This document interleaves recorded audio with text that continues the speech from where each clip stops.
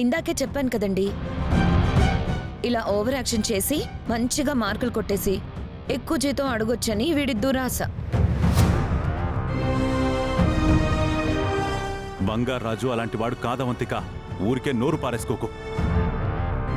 మీరు తనని నెత్తికెక్కించుకోబట్టే వీడు మా మాట వినట్లేదు మావయ్య గారు. ఇంతకీ హాస్పిటల్లో ఏమైంది మావయ్య? శ్రావ్యకి ఎలా ఉంది ఇప్పుడు? మీరు మాత్రమే వచ్చారేంటి? వీళ్ళు మాత్రమే వచ్చారంటే ఇంకా అర్థం కాలేదా అండి? తల్లో బిడ్డో పోయుంటారు.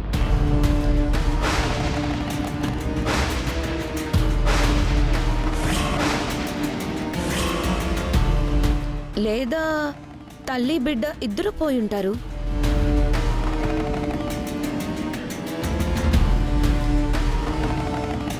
అవంతిక, నీ నోటికి అడ్డు అదుపు లేదా? శుభం పలకాల్సిన నోటితో అశుభం పలుకుతావేంటి? బుద్ధి లేదా నీకు? మరి మీరు మాత్రమే ఇంటికొస్తే మేము ఎలా అర్థం చేసుకోవాలి అత్తయ్య?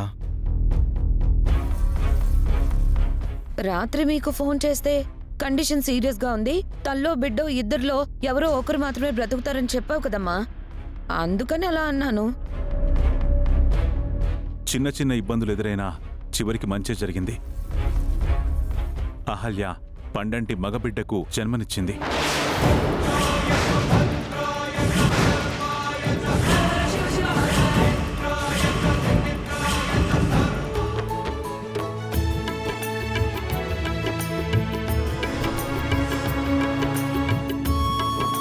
అవునా సార్?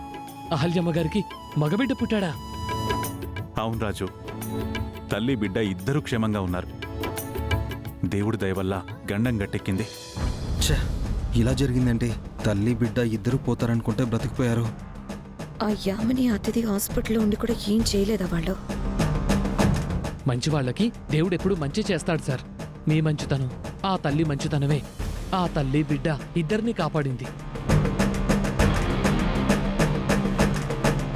అవును, శ్రావ్యమ్మకి ఎలా ఉంది సార్? శ్రావ్యకి బాగుంది రాజు, చిన్న చిన్న దెబ్బలు తగిలాయంతే. అయ్యో అవునా? పోనీలేండి మావయ్య, మీరన్నట్టు దేవుడి దయ వల్ల అంతా మంచి జరిగింది. మేము ఇంట్లో చాలా కంగారు పడిపోయాం మావయ్య. రాత్రంతా అసలు మేము నిద్రపోలేదు తెలుసా? అవునా, నిన్నట్నుంచి మేము అన్నం కూడా తినలేదు. అక్కడ ఏం జరుగుతుందో అని చాలా టెన్షన్ పడుతూ ఉన్నాము. శ్రావ్యను కూడా ఇంటికి తీసుకురావచ్చు కదమ్మా. లేదు, శ్రావ్య వాళ్ళ అత్తారింటికి వెళ్ళింది. మరి పెద్దావిడ ఏదత్తయ్యా? తను కోరుకున్నట్టు మునిమనవడు పుట్టాడనే ఆనందంలో అమ్మ గుడికెళ్ళి పూజలు చేయిస్తానని వెళ్ళింది. చాలా మంచి విషయం చెప్పారు సార్. కూర్చోండి సార్, కాఫీ తీసుకొస్తాను. లేదు రాజు, ఫ్రెష్ అయ్యి వచ్చి డైరెక్ట్గా టిఫిన్ తింటాం. రెడీ చెయ్యి. అలాగే అమ్మా.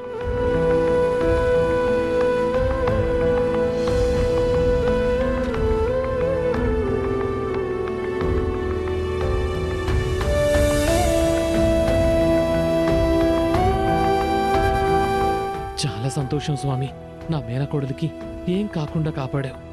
తనకి పండంటి బిడ్డనిచ్చావు. ఆ తల్లి బిడ్డ ఎప్పటికీ వేరు కాకుండా చూడు స్వామి. అహల్య ప్రసవించిందంట, తల్లి బిడ్డ ఇద్దరు క్షేమంగా ఉన్నారంట. మనం ఒకటనుకుంటే ఇంకోటి జరుగుతుందంట అవంతిక. ఇప్పటిదాకా కడుపుతో ఉన్న అహల్యను పట్టుకోలేకపోయాం. ఇప్పుడు ఈ ఇంటికి వారసుడు వచ్చాడు కదా, ఇక తల్లి బిడ్డలను అస్సలు పట్టుకోలేం.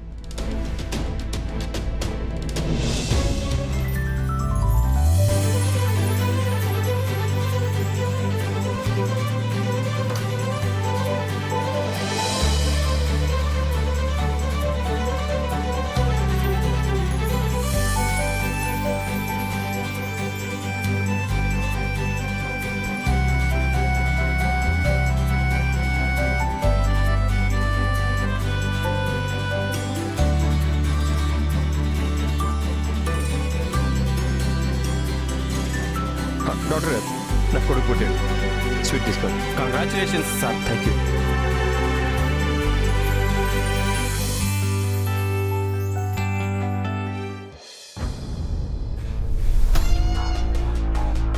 నువ్వు ఇంకా ఇక్కడే ఉన్నావేంటి? నైట్ శ్రావ్య మీ మామ ఇంటికి వెళ్ళారు కదా, వాళ్ళతో పాటు నువ్వు వెళ్ళలేదా? నేను కూడా ఈ హాస్పిటల్లోనే డాక్టర్ని గౌతమ్, మర్చిపోయావా?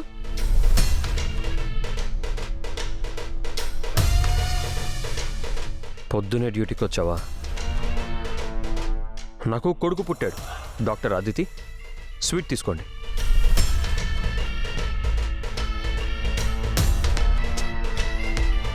Congratulations doctor Gautam. ఈ మాట మనస్ఫూర్తిగా అంటున్నావా లేక మర్యాద కోసం మాట వరుసగా అంటున్నావా? మనసులో ఒకటి పెట్టుకుని పైకి ఇంకొకటి మాట్లాడడం నీకు అలవాటేమో, నాకు కాదు. నా మనసు మాట ఎప్పుడూ ఒకేలా ఉంటాయి అదితి. ఛా, ఈ మాట నువ్వంటున్నావా? నీ మాట వేరు, మనసు వేరు. అసలు కంప్లీట్గా ఇప్పుడు నువ్వు వేరే మనిషివి, కొత్త మనిషివి. థ్యాంక్స్. ఇప్పటికైనా నేను వేరు అని గ్రహించు. నువ్వు చెప్పింది నిజం అదితి.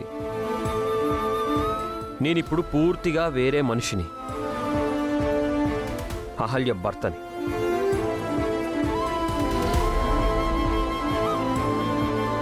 ఒక బాబుకి తండ్రిని.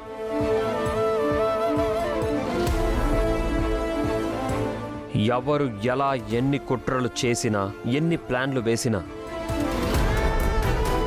ఫైనల్లీ నా భార్య సేఫ్, నా కొడుకు సేఫ్, నా ఫ్యామిలీ సేఫ్. ఎవరి గురించి అంటున్నావు గౌతమ్? ఎవరి గురించో నీకు బాగా తెలుసు. కడుపులో ఉన్న అహల్యని కష్టపెట్టాలని చూశారు, కడుపులో బిడ్డని చంపాలని చూశారు. నా భార్యని బిడ్డని నాకు దూరం చేయాలనుకున్నారు. చివరికి మా బంధమే గెలిచింది.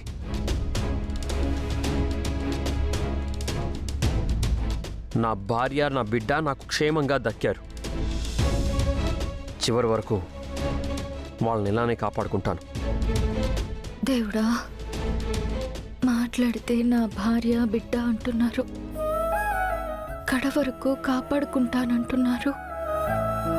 ఈ బంధం, ఎంతటి ప్రేమని నేను నిలబెట్టుకోగలనా? ఆయన్ని బిడ్డని వదిలి వెళ్ళిపోయే పరిస్థితి వస్తుందేమో. మనసులో ఏదేదో పెట్టుకుని మాట్లాడక గౌతమ్. నైట్ అహల్యకి నేనే డెలివరీ చేస్తానన్నాను, నువ్వే వద్దన్నావు.